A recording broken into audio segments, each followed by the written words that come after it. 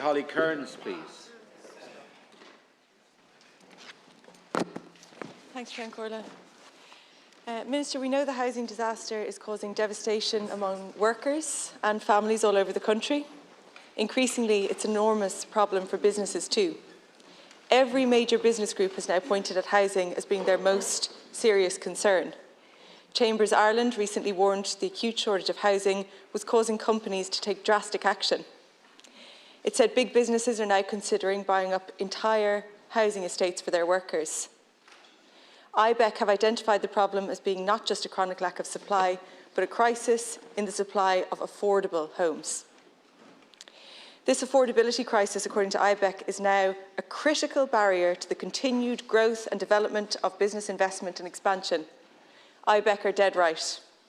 House prices have never been higher, rents have never been higher, workers and average incomes can no longer afford to either buy or rent their own home. Many of those who are renting are just barely scraping by. Workers are now increasingly spending upwards of 40%, even 50% of their take-home pay just to keep a roof over their heads. This is not just unsustainable at any time, but in the middle of a cost of living crisis, it is creating huge hardship. The reality is housing is now only affordable for those on the highest incomes. Workers on average incomes cannot afford to buy a home in Dublin for €500,000. They cannot afford annual rents around the country of more than €20,000 per year either. These sums are astronomical. They are far out of reach of what workers and families can afford, and they see no signs of help from government. There are no signs of hope either. The government claims it's doing something about the affordability crisis, but it's just more spin. During 10 years of Fine Gael governments, not a single affordable home was delivered. Last year, this government only managed to deliver 1,700 affordable homes out of a target of 4,100. That's barely 40%. Minister, you recently told the American Chamber of Commerce that housing was the government's biggest domestic policy priority, and the issue was about supply. You have to recognise we don't just need supply, but we need affordable supply. Minister, I don't think even the multinationals believe your assurances on housing anymore. They, like us, have been listening to you make the same broken promises for years. Can you tell me, Minister, are you aware of any businesses that are considering buying up entire housing estates for their workers?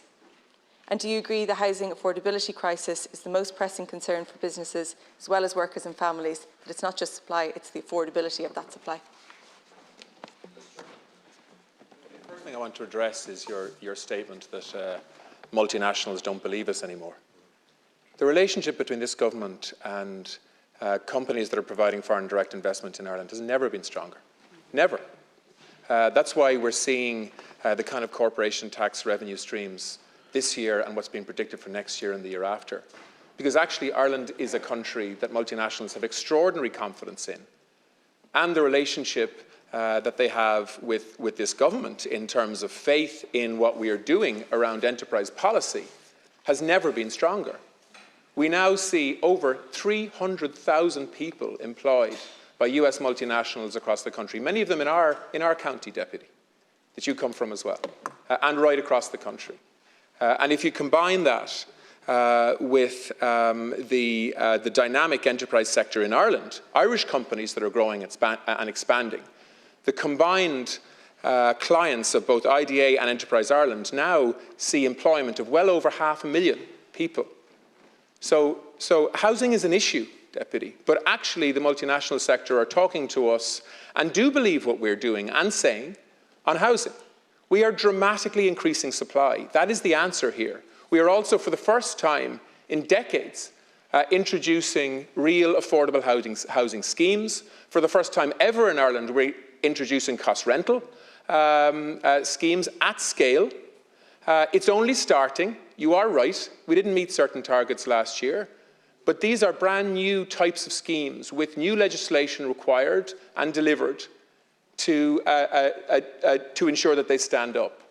And you will see a dramatic acceleration this year of affordable housing schemes. And I can name them in Ardrostig, in Bishopstown, in Fingal, in Athlone, and more besides. But, Deputy, you can't judge the delivery of affordable housing on 1 year. These are projects that are currently getting underway and being accelerated. And so the combination of social housing, affordable rental, cost rental, supported rental accommodation and private housing delivery. We need to get to somewhere between 40 and 50,000 housing units per year. We know that. And we need to be above 10,000 social houses per year, and there needs to be a significant mix of affordable housing.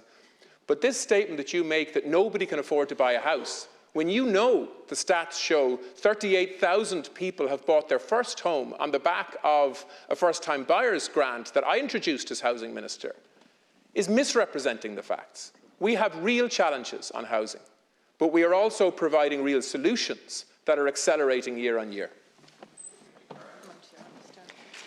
Minister, I didn't say that no one can afford a home. I said only those in the highest incomes can afford a home. And I'm not judging you on 1 year in government. I'm judging you on 12 years in a Fine Gael government. You were a Minister for Housing during that time.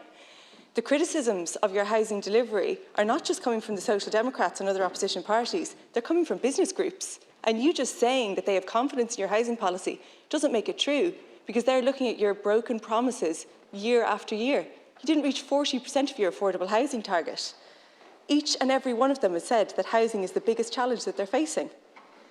The disaster that we're dealing with is a cumulative result of over a decade of Fine Gael failure in housing, and there are no signs of that situation improving. Since Fianna Fáil and the Green Party joined you in government, you can't even do the bare minimum, which is spend your budget. More than £1 billion left unspent during the worst housing disaster in the history of the state. And meanwhile, there are more than 100,000 vacant homes across the country, and you refuse to adopt the Social Democrats' motion this morning to introduce a punitive tax on those homes and help bring them back into use. Minister, I don't think that there is anyone left in the country that has faith in your housing policy. You just saying that business groups have faith in it doesn't make it true. How can they? Deputy, businesses are voting with their feet on Ireland. They're coming here in bigger numbers than they ever have before. What are you talking about? And of course they're concerned about housing, and so are we. So are we.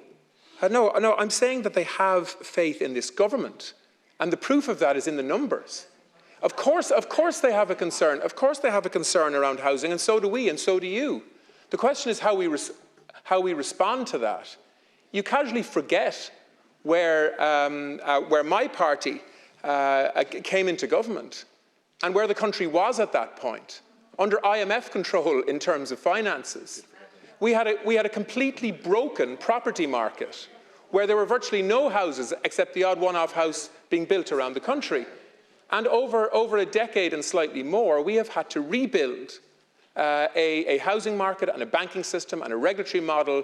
And so far, we are at delivering 30,000 housing units per year, which is significantly more than was achieved over the last number of years. And we will go beyond that this year.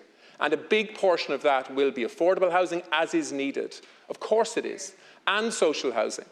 But the idea that you selectively quote targets that aren't being reached. What about the target of close to 30,000 houses, which is significantly above the target that was set of just over 24,000 for last year? That was the expectation. So the actual biggest target of all, which is the overall delivery of housing, we're way ahead of schedule and need to be. So let's look at this in the round and actually quote all the stats rather than hand-picking individual ones. Thank you, Deputy.